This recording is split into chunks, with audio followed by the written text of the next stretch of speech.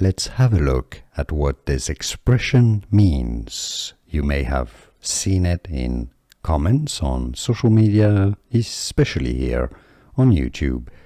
It's pronounced as PROMOSM or PromoSM, generally said simply as PROMOSM. So what is the meaning of this acronym or this expression? It's essentially the combination of two words, promotion and social media. So you got the promo from promotion and SM from social media. Some say it also can mean promote so much, and that gives you a clue, an indication of what it means.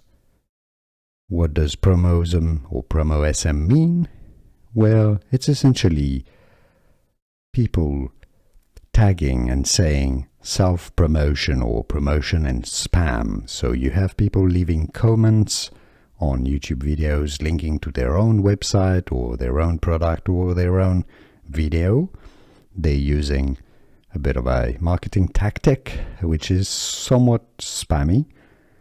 They're making self-promotion, they're promoting themselves, and they're using PROMOSM, so promotion of their own stuff on social media.